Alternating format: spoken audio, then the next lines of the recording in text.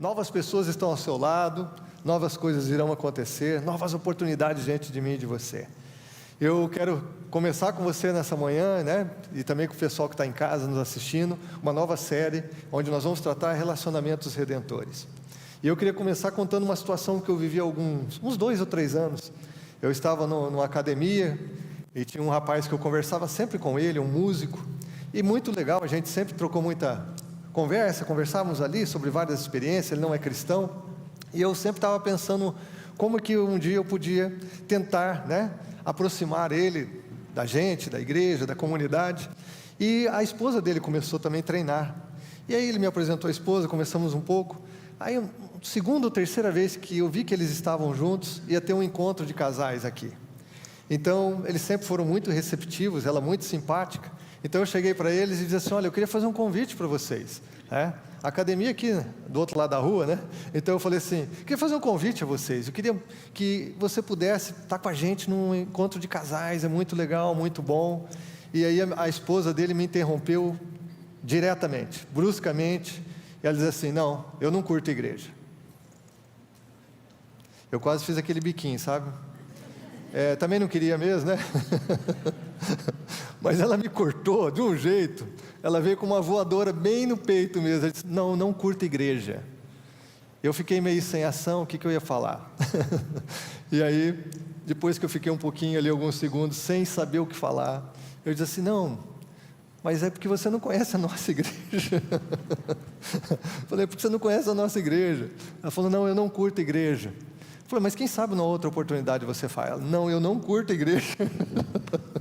Não tive saída, gente. Eu não tive saída naquele dia de jeito nenhum. Faltou criatividade, eu não estava preparado para o golpe que veio, para o contragolpe, né?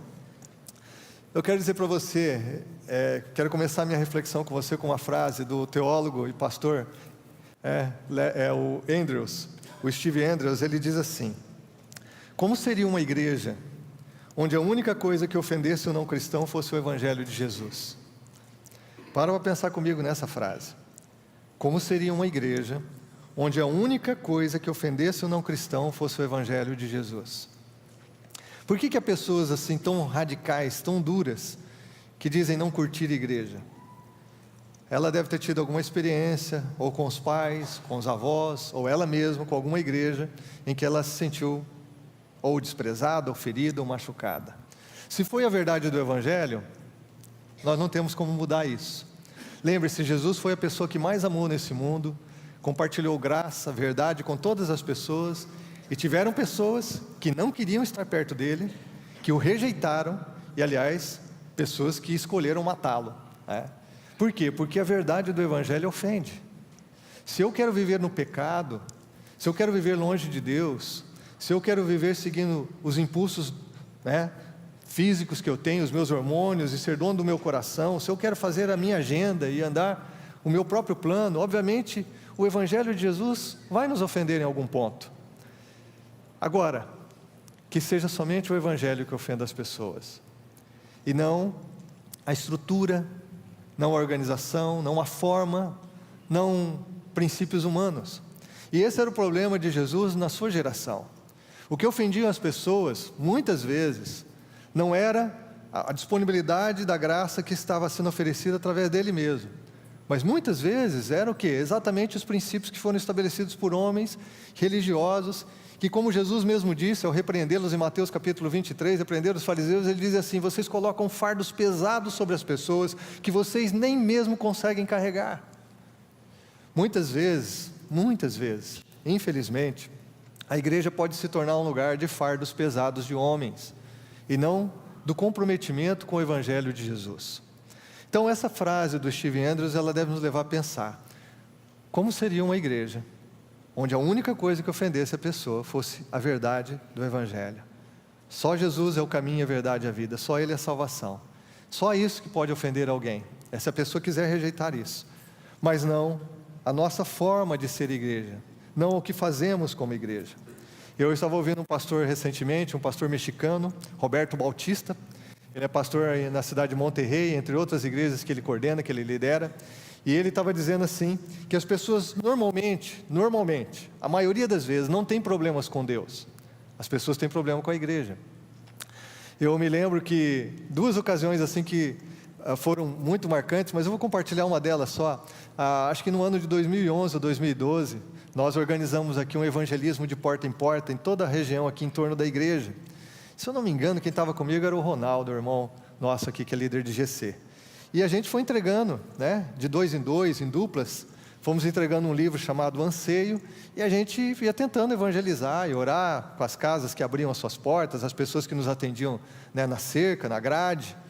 Mas eu me lembro que a gente chegou numa casa, em que a gente tentou de tudo, e a pessoa foi extremamente ofensiva. A gente, olha, temos um presente para você, não quero presente. A gente queria fazer uma oração, é possível? Não quero oração. Então a pessoa foi extremamente, até que a gente não teve o que fazer, e a gente foi embora. E é interessante isso, porque na minha experiência pastoral, eu já fiz muito evangelismo, no início do ministério de porta em porta, cobrir os bairros, né, batendo nas casas. E é interessante que quando a gente falava assim, você quer uma oração? Pouquíssimas pessoas rejeitavam. Na minha experiência como pastor e em visitação hospitalar, por exemplo, até hoje, você vai visitar um membro da igreja num quarto de hospital e tem mais 3 ou 4 ali, e você fala, posso orar com vocês? Praticamente todo mundo aceita a oração. Todo mundo aceita que você deixa uma palavra ali, entrega uma palavra de Deus. Porque o problema muitas vezes das pessoas não é com Deus. O problema é com a igreja. Hoje nós vivemos uma geração de milhões de desigrejados, ou seja, de pessoas que frequentaram as igrejas, foram parte das igrejas que estão fora das igrejas. Obviamente, há um movimento, né? Há um movimento com vários fatores que influenciam isso. Todos têm razão porque deixaram suas igrejas? Não. A verdade do Evangelho muitas vezes ofendeu essas pessoas. Não foi só a igreja, a verdade do Evangelho. Mas também sabemos que parte dessas pessoas ou foram desiludidas, ou foram frustradas, ou foram machucadas. Desiludidas por quê? Porque também há muitas igrejas que deixam de pregar o Evangelho para pregar promessas que Deus nunca fez, para pregar promessas de prosperidade e de sucesso que Deus nunca fez. Então, o que acontece é que nós vivemos uma geração onde o evangelismo e a conexão dessas pessoas com a igreja ficou mais difícil. E o que acontece é que a igreja é o grupo dos salvos. A igreja é a congregação daqueles que foram perdoados por Jesus, foram salvos pela sua graça, e é na igreja, é através da igreja que acontece o evangelismo e o discipulado. Então, se as pessoas rejeitam a igreja, elas acabam rejeitando exatamente aquilo que Deus estabeleceu nesse mundo como manifestação do seu reino, a sua própria igreja. Ou seja, se a pessoa aceita Deus, mas rejeita a igreja, ela está exatamente rejeitando a comunidade dos salvos, onde o evangelismo e o discipulado acontecem, onde elas podem realmente viver o evangelho e crescer no evangelho. A igreja nunca foi perfeita. Você pode ler as cartas do apóstolo Paulo, você vê as cartas, né, as palavras de Jesus, as igrejas de Apocalipse, e você vai ver que as igrejas sempre tiveram problemas. Por quê? Porque igrejas são comunidades de pessoas que estão em processo de transformação. São comunidades de pessoas que são pecadoras, mas que foram lavados pelo sangue de Jesus e estão aprendendo a viver o Evangelho. Estão sendo transformadas pela graça de Deus. Então, apesar da igreja não ser perfeita, ela é um ambiente perfeito de Deus para que as pessoas cresçam nele, vivam a sua fé nele e possam alcançar outras pessoas. Então, agora a gente tem um problema. Se as pessoas não rejeitam, a maioria delas, tem gente que rejeita Deus, obviamente, mas se a maioria das pessoas não tem problema com Deus, mas tem problema com a igreja, e se a igreja é exatamente o lugar onde essas pessoas são de fato evangelizadas e discipuladas, para também fazerem outros discípulos de Jesus, como que a gente rompe isso? Como que a gente quebra as barreiras que têm se levantado na nossa geração? Jesus me salvou em 1989, não parece, né, irmãos? Essa carinha de novinho que eu tenho, né? Mas Jesus me salvou em 1989. A geração da década de 90 era uma geração muito fácil de evangelizar. Houve um movimento no Brasil extraordinário, gente se convertendo, olha, irmãos, em milhões na década de 90. A igreja brasileira continua crescendo, mas ela enfrenta agora problemas exatamente relacionados à igreja. Os problemas que a igreja enfrenta não são externos. Nós não temos perseguição no nosso país. Há 2 domingos nós oramos pela igreja perseguida no mundo. Nós não temos perseguição, nós não temos problemas fora da igreja. Muitas vezes os problemas são internos. Os grandes desafios que nós temos são dentro, são internos dentro da igreja. Por que eu estou falando sobre isso? Porque quando a gente pensa em relacionamento redentor, a gente está pensando que a única maneira de quebrar os preconceitos, de quebrar as racionalizações das pessoas, a única maneira de quebrar realmente os obstáculos, né, de chegar ao coração das pessoas com o Evangelho, é através de relacionamentos que mostrem que nós realmente caminhamos com Jesus, somos humildes para reconhecer nossos erros, mas estamos crescendo nele para expressar o seu amor, a sua graça às pessoas. Ou seja, aquilo que nós chamamos aqui na nossa igreja local de relacionamentos redentores. Relacionamentos redentores. O relacionamento redentor é aquele relacionamento que abençoa as pessoas. É um relacionamento onde você valoriza, se importa com o outro, onde você edifica a pessoa, onde você encoraja a pessoa, onde um relacionamento redentor, se você é alguém que ama Jesus e constrói esse tipo de relacionamento, você é alguém que une as pessoas, ao invés de dividir. Você serve, sobretudo, você conduz as pessoas à salvação redentora em Jesus. O que é redentor, irmãos? Redentor quer dizer que é remidor, ou seja, Jesus comprou-nos com seu próprio sangue. Ele nos tirou da escravidão do pecado, Ele nos alcançou na nossa miséria, então Ele nos fez filhos e filhas do Pai. Isso é remir, isso é redimir. Jesus nos comprou. Redentor significa também aquele que salva.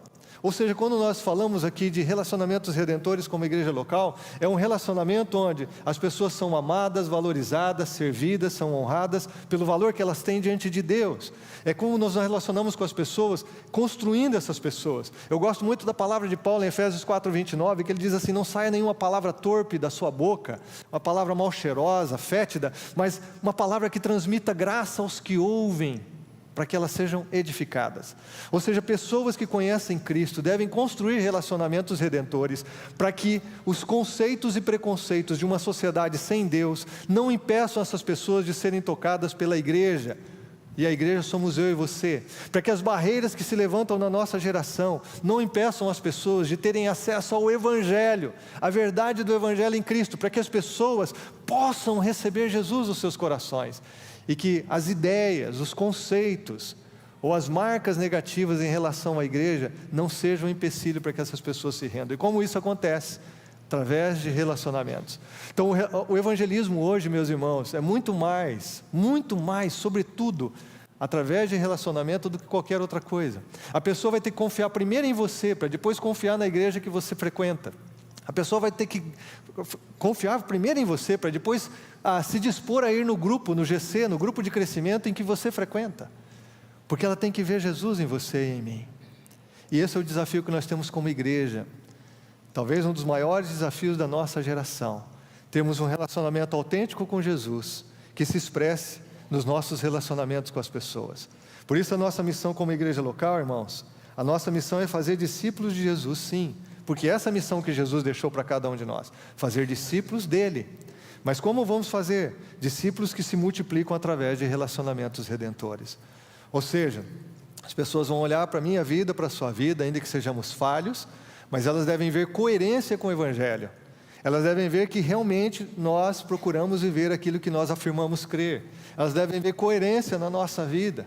A forma como lidamos com as nossas finanças, a forma como criamos os nossos filhos, como tratamos o nosso cônjuge, a forma como negociamos no mercado, a forma como nos portamos na faculdade ou no mercado de trabalho. As pessoas devem ver coerência da nossa parte. As pessoas não vão esperar a perfeição de mim e de você, porque elas sabem que não existe. Mas elas vão esperar uma coisa, elas vão esperar coerência da nossa parte. Que nós procuramos viver aquilo que nós cremos. Relacionamentos redentores. Nós estamos aqui para pensar um pouco sobre isso nesse mês, de como nós podemos, a partir de Jesus vivendo em nós, construir relacionamentos que transformam as relações, que transformam a vida das pessoas e que, sobretudo, possibilitam que elas conheçam o grande Redentor, que é Jesus, que realmente comprou suas vidas com seu precioso sangue na cruz do Calvário. Então, quando eu penso nesse tema, eu penso assim, como começar essa série? Para onde a gente vai olhar? Nós temos vários eventos, várias histórias na Bíblia que mostram como as pessoas constroem relacionamentos que são transformadores, que são redentores. Mas eu queria começar pelo nosso Mestre, pelo nosso Senhor e Salvador, Jesus. E eu queria lembrar 3 coisas muito básicas que Jesus fez nos seus relacionamentos, que foram transformadores, libertadores, redentores. Jesus continua fazendo isso hoje, comigo e com você. E Ele espera que a gente faça a mesma coisa com as outras pessoas. Então a primeira coisa que é claro na Bíblia que Jesus fez, é que Jesus se relacionou com os seus discípulos. Jesus se relacionou. Pastor, você não está falando de relacionamento? É claro que Jesus se relacionou com as pessoas, mas eu faço questão de dizer isso e enfatizar isso, por quê? Porque Jesus foi intencional no seu relacionamento, intencional. Olha o que a Bíblia diz em Marcos capítulo 3, verso 13 a 15. Marcos capítulo 3 diz: Jesus subiu a um monte e chamou a si aqueles que Ele quis, os quais vieram para junto dele. Escolheu 12, designando-os como apóstolos. Para quê que Ele escolheu 12 pessoas, irmãos? Olha a primeira frase aqui no verso 14, que Ele designou apóstolos. Ele diz: para que estivessem com Ele, e os enviasse a pregar, e tivessem autoridade para expulsar demônios. Olha como Marcos registra realmente o propósito de Jesus em chamar 12 pessoas para andarem próximas dele. Ele diz assim: para que estivessem com Ele. Estar com Jesus precedia o pregar o Evangelho.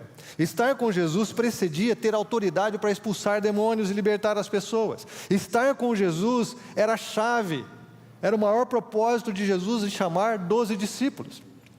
Jesus, Ele nunca deixou de atender as pessoas que chegaram a Ele. Jesus, Ele para uma multidão que caminha com Ele lá em Jericó para atender o cego Bartimeu.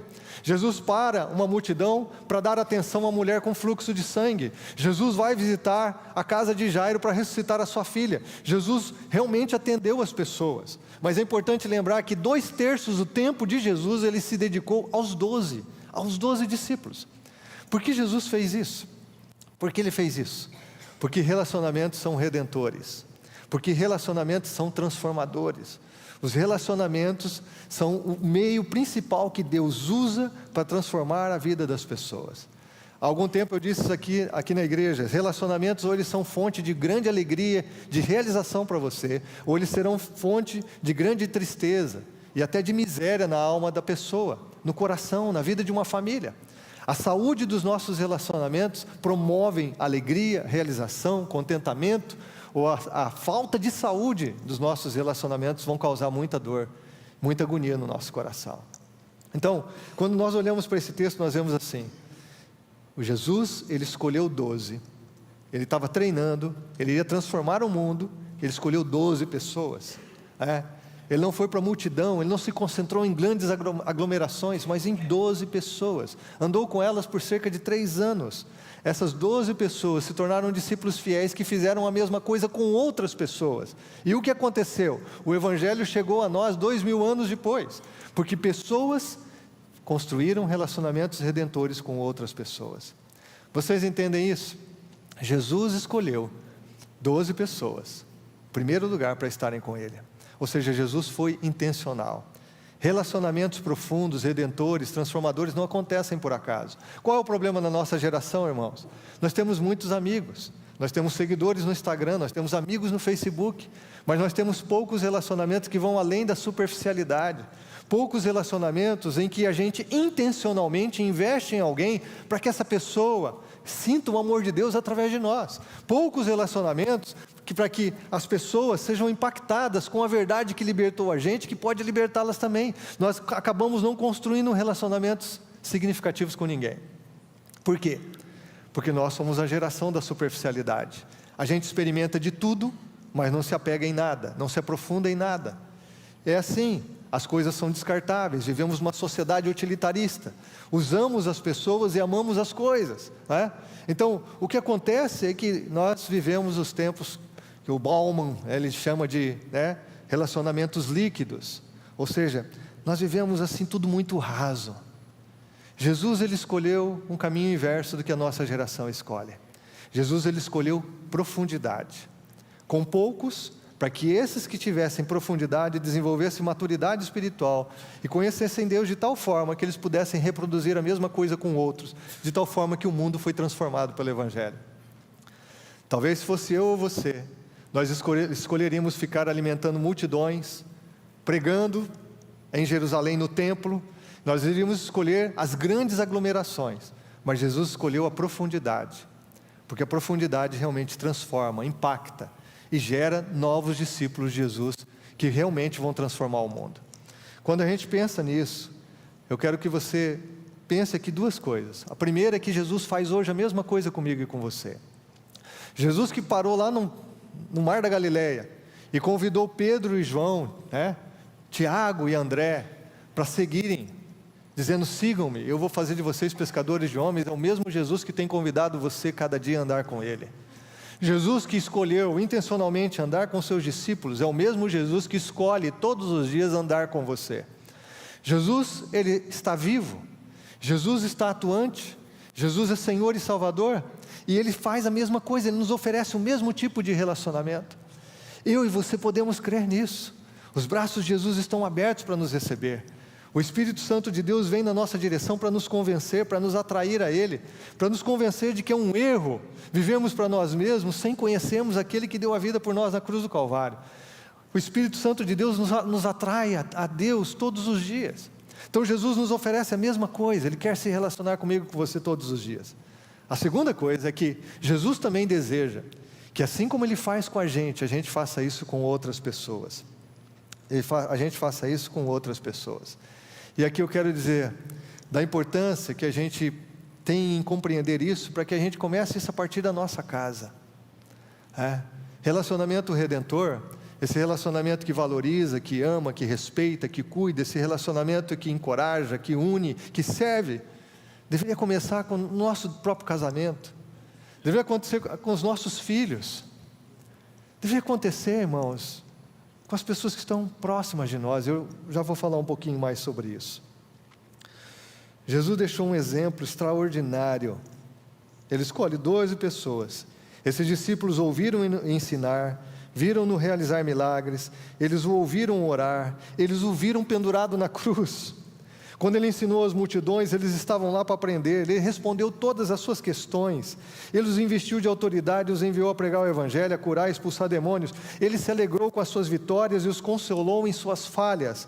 Sobretudo, Ele os amou e foi seu amigo. Porque Jesus é um mestre em desenvolver pessoas, em transformar a vida das pessoas, em libertar as pessoas. E é isso que Jesus continua fazendo na vida daqueles que se abrem para Ele e creem nele. E é isso que Jesus quer fazer também através de nós na vida de outras pessoas. O que Jesus fez, Ele continua fazendo. E Ele está convidando cada um de nós a vivermos essa dimensão sobrenatural, esse relacionamento. O convite de Jesus continua o mesmo: vem e segue-me. Se você quer vir após mim, se você quer me seguir, vem. Só que você precisa negar a si mesmo, tomar a sua cruz, a cruz de Jesus, e segui-lo. Mas vem. É esse relacionamento que Ele convidou os apóstolos a viverem, esse relacionamento que Jesus convida a mim e a você a vivermos. Porque se seguirmos Jesus, Ele estará vivendo em nós, e nós vamos poder convidar outros para também seguirem Cristo. E assim a vida das pessoas é transformada, os casamentos são transformados, as famílias são transformadas. Segunda coisa que Jesus fez, é que Jesus serviu seus discípulos. Eu sei que você sabe disso. Jesus diz em Marcos 10:45, eu não vim para ser servido, mas para servir e dar a minha vida em resgate de muitos. Lá em Lucas capítulo 22, verso 27, Jesus pergunta para aqueles que estavam querendo se achar maiores, Jesus pergunta: quem é maior? O que está à mesa ou o que serve? Quem que é maior? Não é o que está à mesa? Sim, é quem está à mesa, porque os demais estão servindo, então o maior está sendo servido. Mas Jesus diz assim: mas eu estou entre vocês como quem serve. Eu estou entre vocês como quem serve. O que nós aprendemos, irmãos, é que o tipo de serviço de Jesus estabeleceu um padrão para toda a igreja, para todos os cristãos. Jesus estava disposto a lavar os pés dos discípulos. A sua perfeição, a sua impecabilidade, a sua vida humana terminou em alto sacrifício no Calvário. E deste modo Ele mostrou a seus seguidores como servir. E Ele requer nada menos que isso daqueles que prosseguirão o seu trabalho na terra. Jesus ensina todos os líderes de todos os tempos que grandeza não é encontrada em hierarquia e posição, mas em serviço. E Ele ensina que discípulos dEle são servos daqueles que estão à sua volta. É por isso que quando nós olhamos para o Evangelho, irmãos, os relatos, a interação de Jesus com as pessoas, nós vemos 3 P's, assim bem claros. Eu compartilhei isso há um tempo atrás aqui na igreja, mas eu quero relembrar. Como que Jesus atendeu as pessoas? Jesus atendia pela proximidade. Jesus estava próximo das pessoas. Como eu disse, Jesus parou multidões para atender uma única pessoa. Jesus atravessou o mar da Galileia para atender um único cara endemoniado lá em Gadara, né? O endemoniado gadareno. Jesus, ele sempre procurou servir as pessoas próximas. E aí a minha pergunta para você aqui: existe melhor lugar para a gente começar a servir do que as pessoas que estão próximas de nós? Existe melhor lugar para a gente começar a servir do que aqueles que estão na nossa casa, do que os nossos vizinhos, do que as pessoas que estão à nossa volta?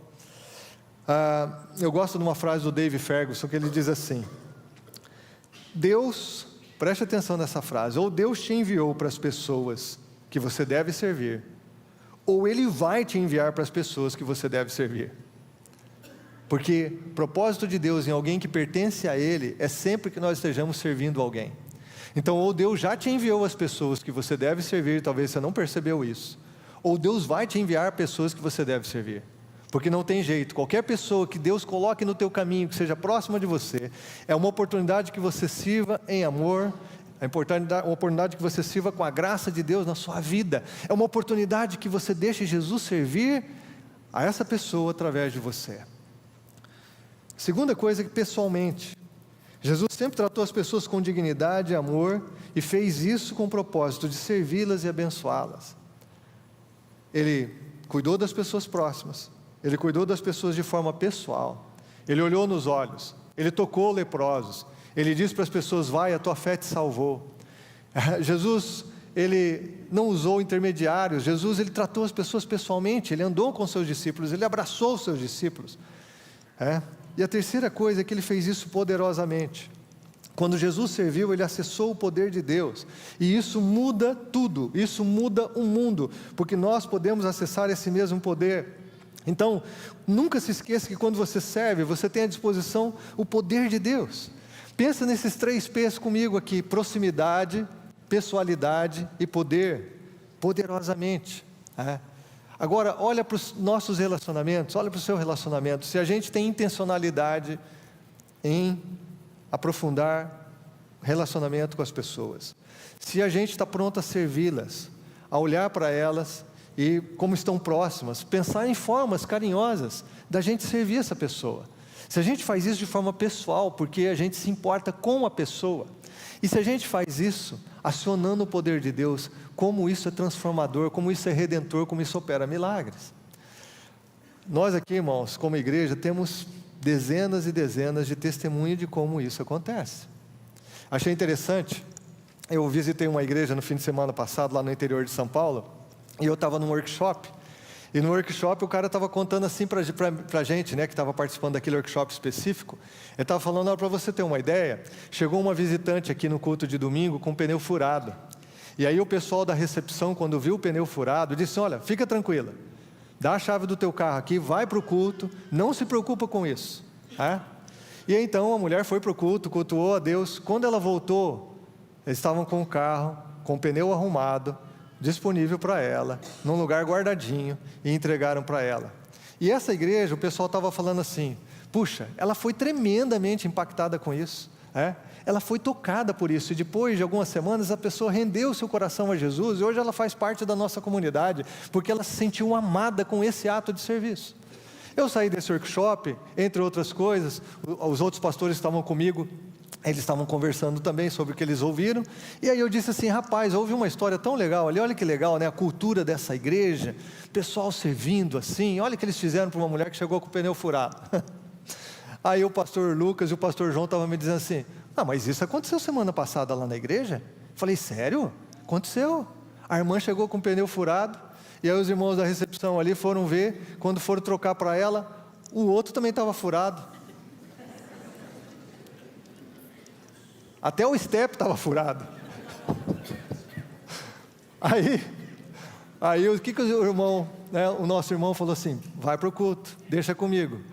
Esse irmão foi na borracharia, comprou um pneu para ela, pôs o pneu no carro dela e entregou a chave para ela ir embora para casa depois do culto. Aleluia, meus irmãos, glória a Deus.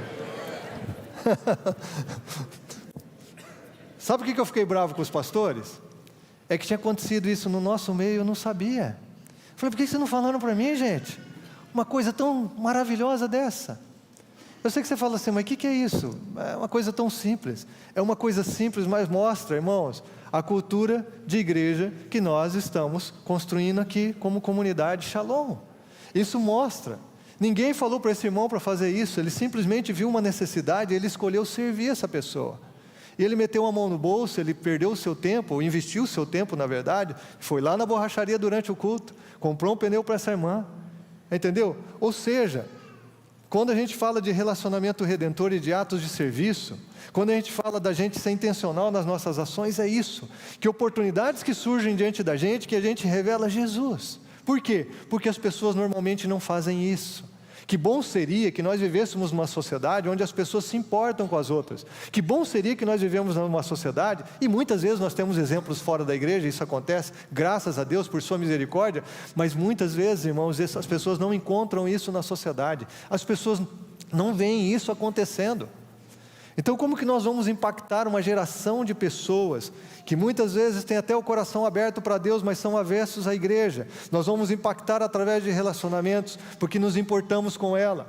Esses dias um irmão estava falando comigo, fui cortar cabelo num outro lugar, comecei a conversar com um barbeiro, e ele falando de alguns problemas da vida dele, e ele estava falando assim, eu convidei ele para se aproximar, convidei ele para a igreja, estou orando por essa pessoa, e eu agora vou voltar lá cortar o cabelo exatamente por conta dele.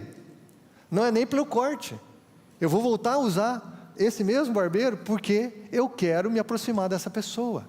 Quando a gente está falando aqui de ser intencional, é exatamente isso. É onde você olha um vizinho e diz assim, eu vou investir tempo nesse cara.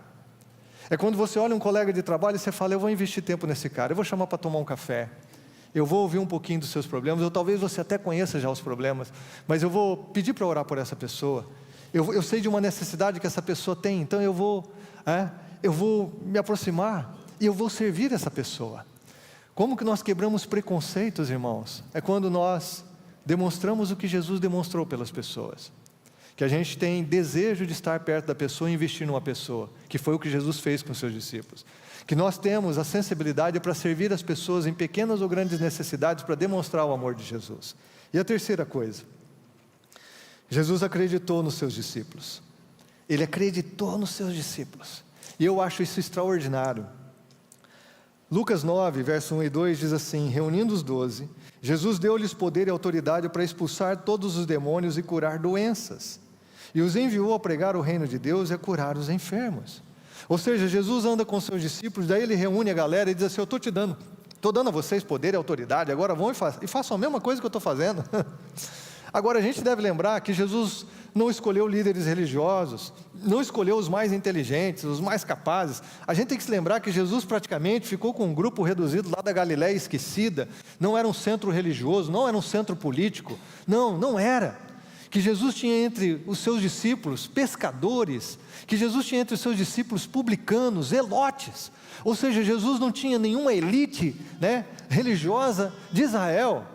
Mas Jesus acreditou que aquela galera poderia viver o impossível. Jesus acreditou que aqueles homens, alguns deles iletrados, alguns homens sem cultura, que eles poderiam sim transformar o mundo. E o que Jesus faz hoje, irmãos, Ele continua olhando para a gente como você, como eu. Eu não estou diminuindo você, eu só estou dizendo gente como você e eu, pessoas comuns, em que Ele acredita poderosamente, Ele acredita sim, com todo o seu coração, que nós podemos viver o sobrenatural dEle nesse mundo, que nós podemos fazer diferença na nossa geração, que nós podemos ser realmente representantes dEle para as pessoas. Deus acredita na gente, Ele acreditou nos seus discípulos. Jesus viveu com eles noite e dia, dando instruções, direção, treinamento, mostrou claramente preocupação pelo seu desenvolvimento. Jesus investiu o seu amor. E aí Jesus diz assim, agora vocês vão e façam o mesmo. E é interessante que quando Jesus, Ele ressuscita, deixa o túmulo vazio e Ele vai subir para os céus, Ele diz, galera, agora vão e façam discípulos de todas as nações. Ele diz assim, eu estou com vocês, porque eu acredito em vocês, mas vão e transformem o mundo. Vão e transformem o mundo. Como nós temos dificuldade de acreditar nisso. Olha o que Jesus diz em João 14, 12, Ele diz, aquele que crê em mim fará também as obras que eu tenho realizado, Porque Jesus acreditava no que as pessoas poderiam se tornar nas suas mãos. Ele disse: fará coisas ainda maiores do que essa, porque eu estou indo para o meu Pai. Gente, eu estou indo para o meu Pai, mas vocês vão fazer o que eu tenho feito e vão fazer coisas ainda maiores. Ou seja, vocês vão alcançar mais pessoas, vocês vão fazer mais. E foi o que aconteceu. Jesus reuniu um pouco mais de uma centena de discípulos, talvez, que estavam lá no cenáculo, em Atos capítulo 2, mas Pedro ganhou 3.000 na sua primeira mensagem. Os discípulos acabaram alcançando mais pessoas, plantando igrejas, expandiram por todo o Império Romano e para o mundo todo. Por quê? Porque Jesus acreditou nessas pessoas. Eu queria que você pudesse também acreditar em como Jesus acredita em você. Como Jesus acredita em você. É por isso que no final do Evangelho de João, Jesus diz assim para os seus discípulos: olha, a paz seja com vocês. Assim como o Pai me enviou, eu estou enviando vocês. Assim como o Pai me enviou, eu envio vocês. Como é importante, irmãos, a gente entender que Jesus continua fazendo a mesma coisa hoje. Ele continua olhando para a tua vida e acreditando em que você pode se tornar nas suas mãos. Ele continua olhando para mim e para você, crendo como eu e você podemos viver realmente uma vida exuberante, abençoada, relevante, e que nós podemos ser canais de Deus na vida de outras pessoas. Ele continua acreditando na mesma coisa. Ele diz: vocês são sal da terra, vocês são luz do mundo. Ele continua acreditando em mim e você. E eu e você olhamos para as nossas imperfeições, as nossas fraquezas, as nossas debilidades, a nossa timidez, a nossa falta de ousadia, mas Jesus olha para você e para mim, crendo realmente que nós podemos fazer as obras que Ele fez e ainda obras maiores. Porque é assim que Jesus lida com as pessoas. Ele acredita. E como eu e você vamos olhar para as pessoas, a gente vai acreditar nas pessoas. A gente vai olhar para as pessoas e acreditar no que elas podem se tornar. Se elas crerem, se elas crerem. É por isso que nós investimos em pessoas. Por isso que nós convidamos as pessoas, por isso que nós interagimos com as pessoas, procuramos intencionalmente nos relacionar com as pessoas. Eu sei que o cara que eu conheço lá no meu prédio, que está escravo do álcool, eu sei que aquele cara vai ser uma testemunha tremenda nas mãos de Jesus. Eu acredito nisso todo o meu coração.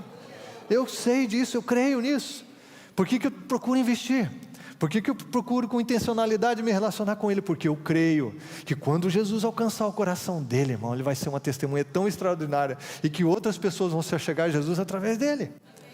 Eu creio sim, eu creio que uma pessoa arrebentada por um divórcio, quebrada, arrasada, destruída, eu creio que essa pessoa pode se levantar, pode reconstruir a sua vida. Eu sei que essa pessoa traída pode ser curada, e eu creio que essa pessoa ainda pode ministrar outros casais no futuro, ao reconstruir a sua vida. Eu creio porque é o que Jesus crê.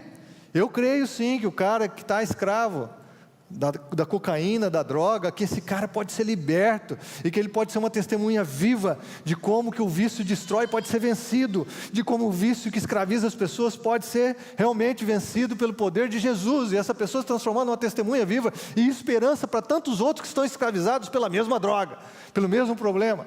Jesus acredita nas pessoas, e como é bom a gente ter gente que acredita na gente. Gente que acredita na gente. Eu me lembro, logo que eu me converti, tinha um pastor muito famoso no Brasil, e eu fui numa conferência, e esse pastor estava pregando, e ele contou uma história de quando ele foi visitar a penitenciária, e ele estava visitando uma ala em que toda semana ele conseguia fazer um evangelismo, naquela cela específica, que a administração da penitenciária permitiu. Então tinha um grupo de presos lá, e naquela semana ele chegou, ele viu que tinha um preso diferente, tinha um cara meio ruivão, bem fortão, e quando ele começou a falar de fora da cela, mas a galera da cela parou para ouvi-lo, como fazia na outra semana, nas semanas anteriores, e ele viu aquele cara, ele se ligou com aquele cara, e aí no final da palavra dele, ele viu que o cara estava muito resistente, ficou lá no fundo da cela, ele falou: quero orar com vocês agora, você não quer orar com a gente? E aquele cara do fundo da cela diz assim: não quero não, eu não creio em Deus. E aí aquele pastor disse assim: não tem problema, Deus crê em você, Deus acredita em você, vamos orar com a gente. As pessoas não creem em Deus, mas Deus crê nelas, Deus acredita nelas. É por isso que Deus chama essas pessoas para andarem com Ele, porque Deus sabe o que as pessoas podem se transformar e o que elas podem ser nas suas mãos. Deus conhece o potencial que Ele plantou em cada ser humano. Deus acredita, irmãos. Deus acredita. Nossa geração tem muitos matadores de sonho, irmãos. Muitos matadores de sonho. Mas muito matador de sonho. Se eu e você acreditarmos nas pessoas como Jesus acreditou, nós vamos impactar as pessoas com o amor de Cristo. Nós vamos impactar. Agora, fique atento aos matadores de sonhos. E às vezes a gente pensa em sonho, em visão, abrir uma grande empresa, começar um grande ministério. Não, às vezes tem sonhos e visões de Deus para o nosso coração, que aparentemente são menores, mas são muito importantes e que a gente esquece, que tem um monte de gente matador de sonho. Eu estava lendo um livro do Andy Stanley, e ele estava falando sobre isso, e alguns exemplos me tocaram. Por exemplo, ele falou assim: a Michelle quer casar com um cristão. O sonho dessa jovem é casar com um cristão que proporcione liderança espiritual no lar. Assim ela deixou passar oportunidades de sair com rapazes não cristãos. Mas as suas amigas matam as suas esperanças com as palavras do tipo: não existem rapazes assim por aí. Você está deixando a vida passar. E depois de uns tempos, a Michelle, ela começa a pensar que as amigas dela estão certas. E aquela visão de Deus para a vida dela, de um dia formar uma família com um homem que fosse cristão e responsável pela vida espiritual do seu lar, desvanece. Ela acha que talvez os seus padrões são muito altos e que realmente não existem mais homens assim. Então ela abandona a sua visão. Tem o Paulo deseja ver a filha aceitar Cristo e voltar para uma vida dentro dos princípios bíblicos. Mas os seus amigos dizem constantemente para ele: deixa ela em paz. Os jovens são assim mesmo, os filhos de hoje são diferentes. Deu certo com você, mas cabe ela escolher o próprio caminho nesse mundo. Não se preocupa com isso. E essas palavras acabam por convencer o Paulo. E a visão para a vida espiritual da filha morre dentro do coração dele. Tem o Cris. O Cris é um moço cristão e solteiro. E ele sempre ficou estarrecido com o adultério que acontecia no seu escritório de trabalho. Parecia que ninguém era fiel à esposa. Pelo jeito, ninguém se importava com isso. Aí quando ele se casou, ele prometeu ser diferente. Ele imaginou uma vida inteira de fidelidade a Rebeca, sua esposa. Mas os homens do escritório tinham um plano diferente para ele. Eles estavam determinados a transformá-la em alguém igual a eles. E com o passar do tempo, o Cris acreditou na mentira de que não existem homens fiéis. Ninguém mais é fiel. Então, quando ele foi para um congresso em outro estado, a trabalho, ele desistiu da sua visão. E o que ele não sabia é que ao tomar essa atitude, ele também destruiu a visão de Rebeca e a sua vida. O Pedro era um calouro na faculdade. Ele apresentava-se nas aulas com uma visão de fazer diferença por Cristo, lá no campus da universidade. Então ele idealizou organizar um estudo bíblico semanal no intervalo das aulas. E durante algumas semanas ele conseguiu fazer as reuniões, mas daí o povo foi diminuindo, as pessoas foram sumindo, e chegou uma semana que ele ficou sozinho. Ninguém apareceu. Depois de alguns minutos esperando, um amigo que viu ele lá sozinho, abriu a porta, chegou para ele e falou: cara, hoje as pessoas não estão muito interessadas nesses assuntos de Jesus. Vamos tomar uma cerveja? Ele pegou a chaqueta, foi tomar uma cerveja. E a visão morreu. Em várias áreas da nossa vida, as pessoas são matadoras de sonhos. É claro que essas pessoas se deixaram influenciar. Essas pessoas escolheram seguir os desanimadores, os desesperançosos, inclusive o conselho dos ímpios. Mas o que eu quero dizer para você é que as pessoas à nossa volta precisam tanto de gente que acredita nelas, de gente que acredita que o plano de Deus para elas é poderoso e transformador, de gente que vai chegar para um marido que está sendo tentado e fala: cara, fica firme porque vale a pena você ser fiel à sua esposa. De gente que vai chegar para um jovem que tem visão de evangelismo e falar: cara, acredita, porque o evangelho continua sendo o poder de Deus para a salvação de todo aquele que crê. De alguém, uma amiga sua que vai chegar para você solteira, que quer se casar e formar uma família de verdade: fica firme, filha, não sai transando com qualquer um não, porque quem sai transando com qualquer um não casa, você pode ter certeza disso, não vai achar homem que presta. Amiga que chega e olha para você: fica firme, minha filha, estou orando por você, Deus tem o melhor para a tua vida. Gente que encoraja. Por quê? Porque acredita no amor de Jesus pela pessoa, porque sabe que o plano de Deus para a pessoa é o melhor, e acredita no potencial de ser uma influência na vida da pessoa. O que nós estamos falando aqui é de relacionamentos, irmãos, redentores. Você entendeu isso?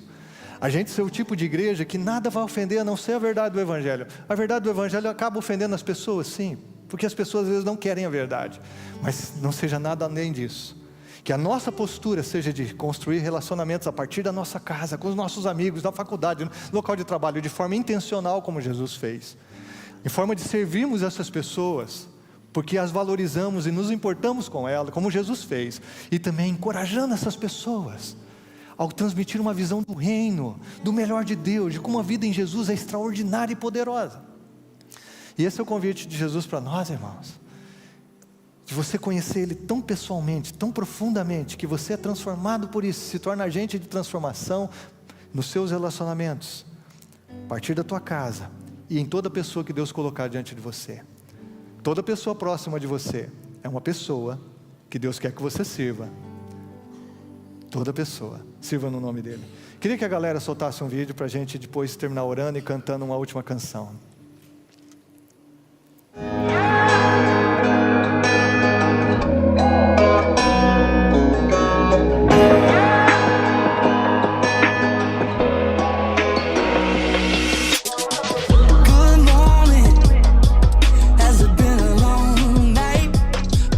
Eu sou o Matheus, tenho 24 anos. E eu sou a Ana e tenho 20 anos. A gente é daqui de Londrina. E nós somos casados.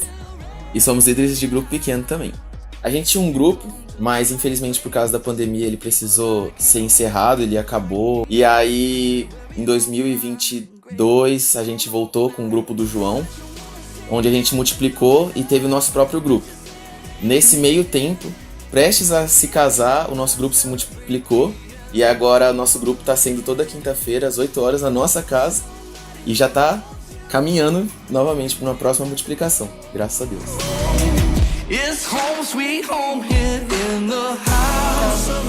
Cuidar de pessoas é muito massa, é uma tarefa muito importante, mas exige muito também da gente e do nosso relacionamento com Deus.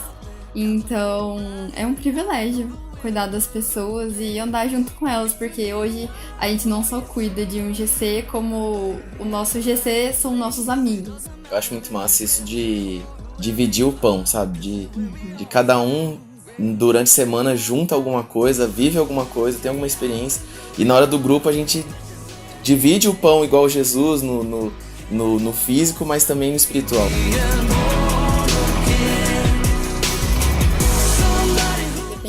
Quantidade de pessoas, ou o estudo que a gente for fazer, ou a passagem que a gente for ler, o principal do que está acontecendo ali é a gente conhecer mais sobre Jesus, se parecer mais com Ele. Uma coisa que a gente tem escrito na nossa casa até é que a nossa missão é a presença de Jesus. Então o grupo pequeno é para manifestar a presença de Jesus, é para ser um lugar que ele pode vir, ficar, e mais do que posto de liderança, de ministro, qualquer outra coisa, é a presença. E assim a gente aprende essa igreja, não só os cultos ou de jovens ou os cultos de domingo, mas a gente aprende essa igreja no pequeno, no básico. Então, o participar do GC é ser família de Deus. E a gente recebe também quem quiser vir aqui pra nossa casa, a gente tá de braços abertos. Nosso GC acontece todas as quintas, às 8 horas. Estão super convidados a participar com a gente. E é uma bênção ter pessoas que a gente ama aqui em casa.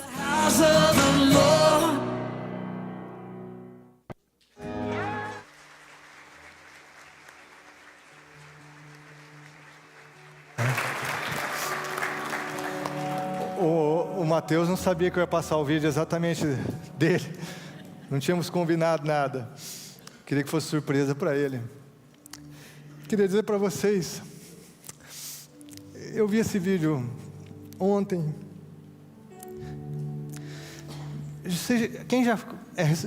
Quem é casado aqui, sabe como é quando você se casa. Matheus e Ana ainda estão se estabelecendo profissionalmente, moram num apartamento pequeno.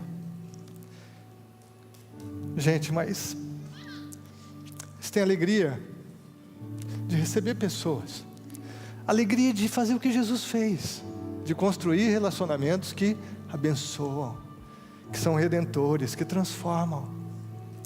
intencionalmente se relacionar, servindo essas pessoas, acreditando nessas pessoas. Existe alguma coisa mais poderosa nesse mundo, irmãos, do que fazermos isso no amor de Jesus e pelo poder do Espírito Santo, acionando o poder do céu na terra, irmãos. Isso é transformador. E quando eu vejo 2 jovens da igreja vivendo isso, na verdade esse vídeo foi feito para a conferência que nós tivemos no carnaval. Deus me trouxe o vídeo, me resgatar esse vídeo para compartilhar com vocês aqui. É isso que nós somos chamados a viver em Jesus. Uma vida em que nós somos plenamente abençoados para abençoar.